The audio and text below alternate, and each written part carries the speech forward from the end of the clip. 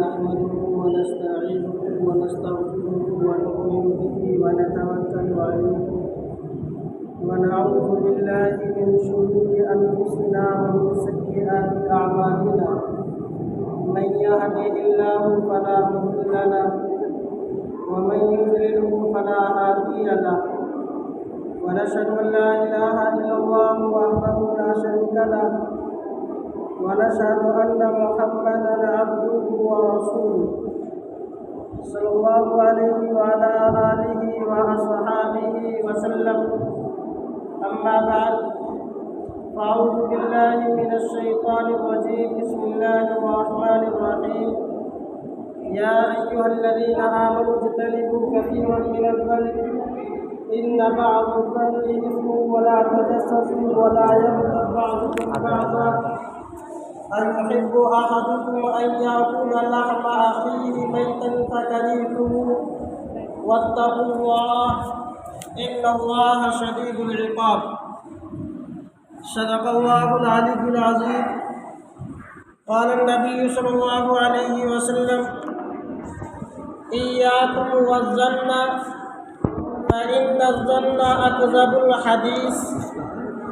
قال النبي صلى الله عليه وسلم في موضع آخر إن الله تجاوز لأمتي عما وسوست أو تحدثت به أنفسها ما لم تعمل به أو تكلم أو كما قال عليه الصلاة والسلام. معزز سامعین اعزام، میں نے آپ حضرات کے سامنے قرآن کریم کی ایک آیت تلاوت کی ہے جس کے اندر اللہ رب العزت نے 3 چیزوں کا ذکر کیا ہے. اللہ تبارک و تعالیٰ نے 3 چیزوں کو گناہ شمار کیا ہے اور آج کل ہم ان تینوں باتوں کے اندر ملوث دکھائی دیتے ہیں. ہمارے اندر وہ تینوں باتیں پائی جاتی ہیں. پہلی بات جو آیت کے اندر اللہ تبارک و تعالیٰ نے ذکر کی ہے، اللہ نے ذکر کیا یا ایھا الذین آمنوا اجتنبوا کثیرا من الظن. اے ایمان والو، اے ایمان کی دولت رکھنے والو، تم اپنے آپ کو بہت سے گمانوں سے محفوظ رکھو، گمان کرنے سے بچاؤ، چونکہ بہت سے گمان جو ہمارے دل کے اندر بدگمانیاں آتی ہیں وہ گناہ ہوتی ہے. اگرچہ اللہ نے یہ فرمایا کثیرا من الظن، یعنی زیادہ تر، اکثر و بیشتر جو ظن اور گمان ہوتا ہے وہ جھوٹا ہوتا ہے، اس لیے آپ اس برائی سے بچو. تو یہ بدگمانی کرنے سے، کسی مسلمان کی بدگمانی اپنے دل کے اندر نہ رکھو. ممکن ہے کہ اس کے اندر وہ بات موجود نہ ہو جو بات آپ نے اپنے دل کے اندر سما رکھی ہے، جو بات آپ نے اپنے دل کے اندر رکھ رکھی ہے. انسان ہوتا ہے کہ میرے دل کے اندر کوئی خیال آیا، میں نے کسی کے بارے میں کوئی سوچا، معمولی سا کوئی فعل دیکھا اور فعل دیکھنے کے بعد میں نے اس کے بارے میں اپنے دل میں برا گمان کر لیا، برے خیالات اپنے دل میں بسا لیے. اللہ نے انہی کو فرمایا کہ اپنے دل کے اندر ان بدگمانیوں کو نہ رکھو، ان سے بچو. آج کل ہمارا حال یہ ہے کہ ہمارے دلوں کے اندر کوئی عوام نہیں، عوام کی بات نہیں ہے، خواص ہی کیوں نہ ہو، خواص کے اندر بھی ایک دوسرے کے سلسلے میں بدگمانیاں موجود رہتی ہے. ہر ایک اپنے دل کے اندر کسی نہ کسی کی بدگمانی اپنے دل میں سمائی ہوئی ہے. حالانکہ اللہ نے اس سے منع فرمایا کہ اپنے دل کے اندر بدگمانی نہ رکھو، اپنے دل کو پاک صاف رکھو. ایک ایمان والے کے سلسلے میں آپ کی بدگمانی ممکن ہے کہ اس کے خلاف ہو جو اس کے اندر بات موجود ہے. یہاں تک کہ یہ بھی فرمایا اگر کسی مسلمان کے اندر آپ کوئی برائی دیکھو، آپ نے کسی برائی کو اس میں دیکھا بھی ہو، تب بھی آپ اس کو یہ کوشش کرو کہ اس کے اندر یہ برائی نہ ہو، اس کو بھلائی پر معمول کرنے کی کوشش کرو. حضرت عیسیٰ علیہ نبی کی علیہ السلام کا واقعہ ذکر کرتے ہیں، فرمایا حضرت عیسیٰ علیہ السلام نے ایک بندے کو اپنی آنکھوں سے چوری کرتے ہوئے دیکھا، ایک اللہ کے بندے کو اپنی آنکھوں سے دیکھ رہے ہیں کہ یہ چوری کر رہا ہے، دوسرے کا مال اٹھا رہا ہے، دوسرے کا مال اپنے قبضے میں لے رہا ہے۔ حضرت عیسیٰ علیہ نبی کی علیہ السلام نے جب اس سے تذکرہ کیا، اس سے کہا اے فلاں بندے تو چوری کیوں کر رہا ہے، تو نے چوری کیوں کی ہے؟ تو اس نے قسم کھا کر کہا کہ میں نے چوری نہیں کی ہے، حالانکہ حضرت عیسیٰ جانتے تھے کہ اس کا مال نہیں ہے، یہ دوسرے کے مال کو چرا رہا ہے، لیکن پھر بھی حضرت عیسیٰ علیہ السلام نے فرمایا کہ اس نے قسم کھائی ہے، اس لیے ممکن ہے میں اس کے بارے میں بدگمانی نہیں رکھتا، بلکہ ممکن ہے اس نے جس کا مال لیا ہے، جس کا اس نے مال اٹھایا ہے، اس کے اوپر اس کا کوئی حق ہو، اپنا حق لینے کے لیے اس نے یہ فعل کیا ہو۔ آج کل ہم ایک دوسرے کو جانتے نہیں ہیں، پہچانتے نہیں ہیں، ہمیں معلوم نہیں ہے یہ کہاں کا رہنے والا ہے، اس کے رہن سہن کو دیکھا، طور و طرز کو دیکھا، طور طریقے کو دیکھا، ہم نے دیکھا کہ اس کا طریقہ ہمارے مزاج کے خلاف ہے، ہمارے مزاج سے علیحدہ ہے، فوراً ہم نے اس کے خلاف بدگمانیاں شروع کر دی۔ ایک مسلمان کے بارے میں بدگمانی رکھنا، ایک مسلمان کے بارے میں بد خیالات اپنے دل میں سما لینا، یہ بہت بڑا گناہ شمار کیا گیا ہے۔ حضرت عمر نے تو یہاں تک فرمایا کہ اگر کوئی مسلمان کسی بات کا تکلم کر لے، اگر کوئی مسلمان کوئی بات اپنی زبان سے نکال دے، اگرچہ اس کی کتنے ہی مخالف مفہوم کیوں نہ ہو، اس بات کا کتنا ہی غلط مطلب کیوں نہ نکلتا ہو، پھر بھی جہاں تک ممکن ہو سکے اس مسلمان کی بات کو بھلائی پر معمول کرو، اچھائی پر معمول کرو، برائی پر معمول نہ کرو۔ میرے دوستو، یہ عام ہے، ہر ایک اس بدگمانی کے اندر پھنسا ہوا ہے، ہر ایک دوسرے سے مخالفت رکھے ہوئے ہے، دل کے اندر بغض رکھے ہوئے ہیں، ہر کوئی دوسرے کے بارے میں وہ ایسا ہے، وہ ایسا ہے، اپنے گریبان میں نہیں جھانکتا ہے، اپنے گریبان میں نہیں دیکھتا ہے کہ میں کیسا ہوں۔ اگر ہر انسان اپنی طرف دیکھنا شروع کر دے، اگر ہر انسان اپنی طرف نظر کرنا شروع کر دے تو دوسرے کے بارے میں کبھی بدگمانی نہیں آئے گی۔ مسلمان کی عزت کو اللہ کے رسول صلی اللہ علیہ وسلم نے بیت اللہ سے زیادہ معزز بتلایا ہے۔ اللہ کے رسول نے بیت اللہ کا طواف کرتے ہوئے، بیت اللہ کا طواف کر رہے ہیں، اس وقت میں اللہ کے رسول صلی اللہ علیہ وسلم فرما رہے ہیں، بیت اللہ کو خطاب کر رہے ہیں، بیت اللہ سے مخاطب ہے، اے بیت اللہ تیری عظمت بہت بڑی ہے، تیری عزت پوری دنیا میں سب سے زیادہ ہے، تیرا مقام و مرتبہ سب سے بڑا ہے، لیکن میں قسم کھا کر کہتا ہوں ایک مسلمان کی عزت و آبرو، اس کا مال و دولت تیرے مقام و مرتبے سے کہیں بڑھ کر ہے۔ تو میرے دوستو، یہ مسلمان تو وہ ہے جس کا مقام و مرتبہ بیت اللہ سے بھی بڑھ کر ہے، اور پھر ہم اس مسلمان کے بارے میں غلط خیالات رکھیں، بدگمانیاں رکھیں، تو کتنا بڑا ہمارا گناہ ہے۔ جس کو قرآن منع کرے، جس کے بارے میں قرآن نے منع صاف کر دیا کہ ایمان والوں بالکل بدگمانی نہ کرو، پھر بھی ہم اس بدگمانی کے اندر مبتلا ہیں۔ بعض مرتبہ یہ بدگمانیاں دو خاندانوں کے درمیان اختلافات کا ذریعہ بن جاتی ہے، دو خاندانوں میں لڑائی کا سبب بن جاتی ہے۔ ہم نے اگر کسی کی بدگمانی کی، اگر ہم نے کسی کو برا بھلا کہا، آپ سوچو اگر کوئی انسان میرے بارے میں کوئی برائی کرتا ہے، ہر کوئی اپنے اوپر محمول کرے، ہر کوئی اپنے اوپر ڈال کر دیکھے کہ اگر کسی نے میرے بارے میں کچھ کہا اور وہ بات میرے اندر موجود نہ ہو، اس بات کا میں مستحق نہ ہوں، تو میرے دل پر کیا اثر پڑے گا۔ اسی طریقے سے اگر ہم کسی کی بدگمانی کرتے ہیں تو اس کے دل پر بھی وہ اثر پڑے گا جو میرے دل پر پڑے گا۔ تو اس لیے میرے دوستوں بدگمانیاں جب اس کے دماغ کے اندر اس کے کان کے اندر یہ بدگمانی پہنچے گی تو ظاہر سی بات ہے وہ آپ کے پیچھے لگے گا، آپ کا بدلہ اپنا بدلہ لینے کے لیے آپ کی ٹو میں بھی لگے گا، تو آپس میں مخالفت بڑھتی چلی جائے گی۔ اور بظاہر ہم انہیں گناہ نہیں سمجھتے ہیں، ہمارے دل میں یہ کھٹکا نہیں ہوتا کہ یہ گناہ ہے بھی یا نہیں۔ وہ تو اللہ نے یہ ہمارے اوپر، اس امت کے اوپر یہ احسان تو کیا ہے، اتنا کرم تو کر دیا کہ اللہ نے ہمارے دل کے اندر اگر کوئی بدگمانی آتی ہے تو اس پر پکڑ نہیں کی ہے، بلکہ پکڑ اس وقت کی ہے جب ہم اس کو ظاہر کر دیں،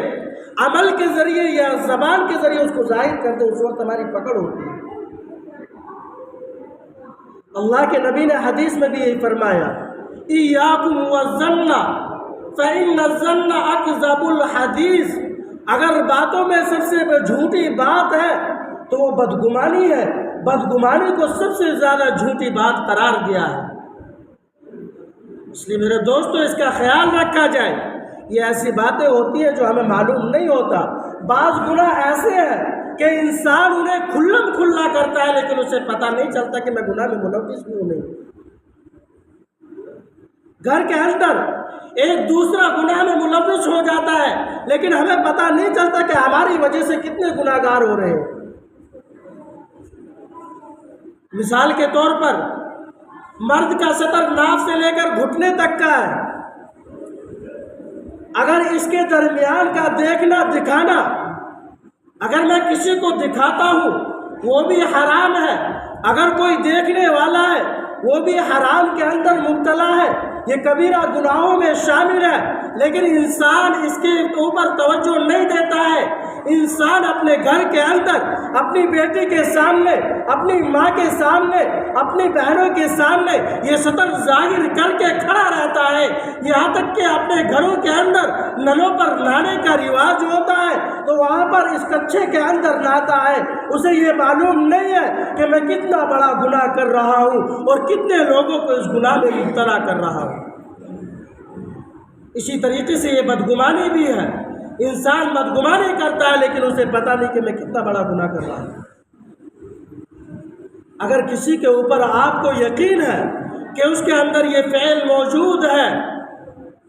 اگر آپ جانتے ہیں تو بھی آپ کو بچنا چاہیے۔ آپ اپنے دل کے اندر گمان کریں کہ وہ برا ہے لیکن دوسروں کے سامنے اس کو بیان نہ کرے، اس کی غیبت نہ کرے، اس لیے کہ اللہ کے رسول نے یہ فرمایا اگر تم دنیا میں کسی مسلمان کے کسی عیب کو چھپاؤ گے تو کل قیامت کے دن اللہ تعالیٰ تمہارے عیبوں کو پر پردہ ڈال دے گا۔ اس سے بہت بڑے بڑے واقعات پیش آتے ہیں۔ صرف گمان کی وجہ سے حضرت عائشہ رضی اللہ تعالی عنہ کے پاس ایک عورت آتی تھی، یہ گمان سے متعلق واقعہ ہے۔ حضرت عائشہ صدیقہ رضی اللہ تعالی عنہ جو تمام امت کی ماں ہے، تمام مومنوں کی ماں ہے، اس کے پاس ان کے پاس ایک عورت آتی تھی۔ وہ عورت جب بھی آتی ایک شعر پڑھتی تھی، اس شعر کا مطلب یہ تھا کہ چیل ہار لے کر چلی گئی اور اس ہار کی وجہ سے اللہ نے مجھے کفر سے باہر نکال دیا۔ جب بھی آتی حضرت عائشہ کے پاس اس شعر کا ورد کرتی، اس شعر کو پڑھتی۔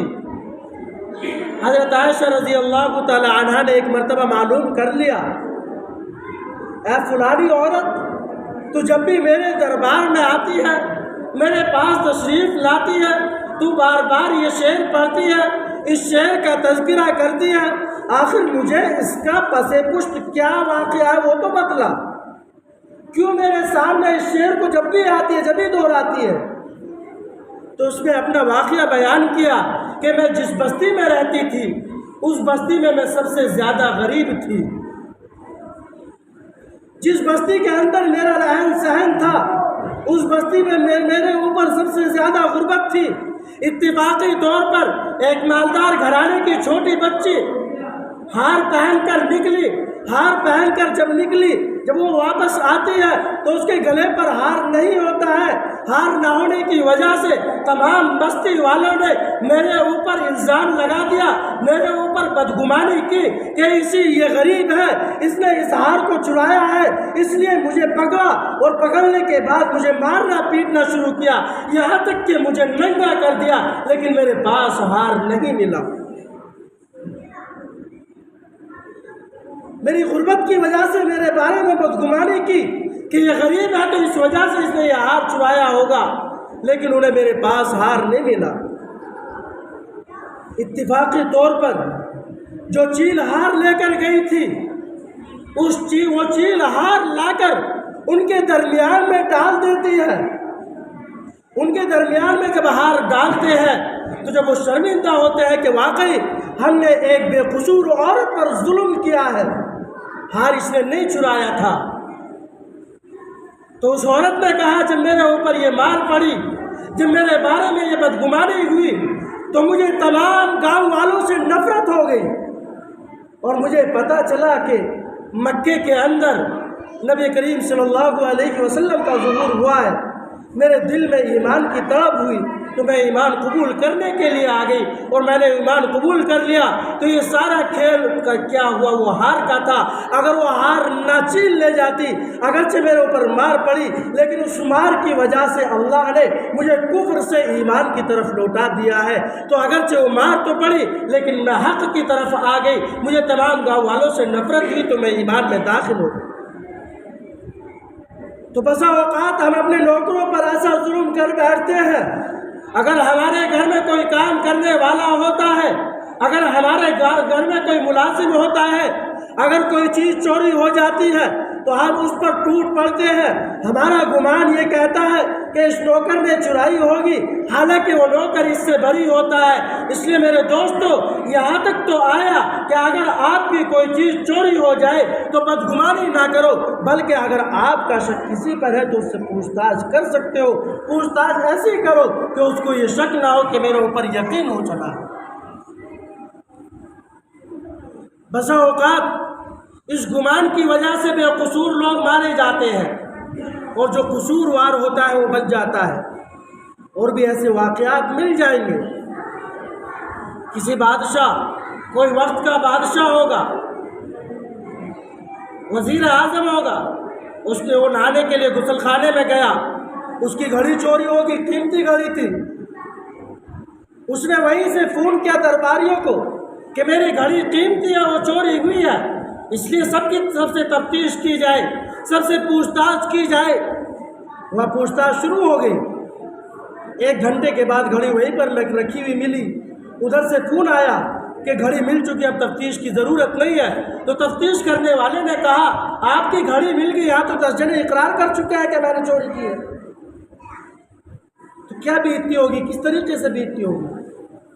اس لیے سب سے اہم ضرورت ہے کہ ہم بدگمانیوں سے بچیں، ایک دوسرے کے بارے میں اچھا خیال رکھیں، ایک دوسرے کے بارے میں صحیح خیال رکھیں۔ حضرت عمر نے جو فرمایا، اگر کوئی اپنی زبان سے کوئی بات کہہ دے تو جہاں تک ممکن ہو سکے اس کی بات کو اچھائی پر محمول کرو، بدگمانی سے بچو۔ اگر ہم ان باتوں سے چھوٹی چھوٹی باتیں لگتی ہیں، لیکن یہی باتیں ہمیں آخرت میں جا کر پریشان کرنے والی ہو جائے گی اور جنت سے ہمیں روکنے والی بن جائیں گی۔ اسی طریقے سے آگے قرآن میں یہ فرمایا کہ اگر آپ کی بدگمانی اگر کسی کے بارے میں ہو جائے تو اس کو دل میں رکھو، ولا تجسس، اس کے بارے میں تلاشی، تہمت میں نہ لگو، جستجو نہ کرو، اس کی جاسوسی نہ کرو، اس کی تلاش نہ کرو کہ اس کے اندر یہ بات موجود ہے یا نہیں ہے۔ پھر آگے یہ فرمایا کہ اگر آپ کو پتہ چل جائے کہ اس کے اندر وہ بات موجود ہے، وَلَا يَغْتَبْ بَعْضُكُمْ بَعْضًا، تو ایک دوسرے کی غیبت نہ کرو۔ اگر اس کے اندر وہ بات موجود ہے تو آپ اپنے تک محدود رکھو، اس کو چھپا کر رکھو۔ اگر آپ اس کے آگے پھیلاتے ہیں، آپ اس کے پردوں کو کھولتے ہیں، رازوں کو ظاہر کرتے ہیں، تو کل قیامت کے دن آپ کے راز بھی اللہ تعالیٰ ظاہر کر دے گا۔ تینوں چیزوں کو لین سے لگاتار ترتیب سے بیان کیا کہ اول بدگمانی نہ رکھو، اگر بدگمانی ہو جائے تو اس کی جاسوسی میں نہ لگو، اس کی تلاش میں نہ لگو، اس کی جستجو نہ کرو کہ اس کے اندر بات وہ موجود ہے یا نہیں ہے۔ اگر وہ بات معلوم ہو جائے کہ اس کے اندر وہ بات موجود ہے تو پھر اس کو آگے نہ پھیلاؤ، اپنے تک محدود رکھو، اور اپنے دل کے اندر جو بات رکھنی اس سے رکھو، آگے نہ پھیلاؤ۔ اللہ کے رسول نے تو اللہ کا کرم ہے اللہ کے رسول نے فرمایا ان اللہ تجاوز لامتی اما وسوست او تحدثت به انفسها ما لم تعلم به او تکلم۔ انسان کے دل میں وسوسے آتے ہیں، خیالات آتے ہیں، بسا اوقات ایسا خیال آ جاتا ہے کہ انسان اس کو زبان پر لانے کے لیے دشوار سمجھتا ہے، انسان اس کو اپنی زبان سے تلفظ کرنے میں غلاظت محسوس کرتا ہے، لیکن جب تک وہ دل کے اندر ہے تو وہ گناہ نہیں ہے۔ صحابہ اکرام نے اسی بات کی شکایت کی تھی، اللہ کے رسول سے یہ بات بیان کی تھی، اے اللہ کے رسول بسا اوقات ہمارے دل میں وہ خیالات آتے ہیں، ایسی گندی باتیں آتی ہیں کہ ان باتوں کو ہم زبان سے تلفظ نہیں کر سکتے ہیں۔ تو اللہ کے رسول نے یہ فرمایا اگر تم انہیں زبان سے تلفظ نہیں کرتے ہو، اگر تم انہیں بالفعل انجام نہیں دیتے ہو اور دل کے اندر تمہاری بات آتی ہے اور تم ان کو زبان پر لانے کو ناپسند کرتے ہو، تو یہی تو ایمان کی علامت ہے، یہی تو اصل ایمان ہے۔ ظاہری طور پر ہم ایمان اپنے آپ کو دکھائیں ایمان والے، ایمان تو وہ ہے کہ اگر دل کے اندر ایسی بات آ جائے جس کا تکلم ہم دشوار سمجھتے ہیں، اس کو دل کے اندر رکھ کے ظاہر نہ کرے، یہی اصل ایمان ہے۔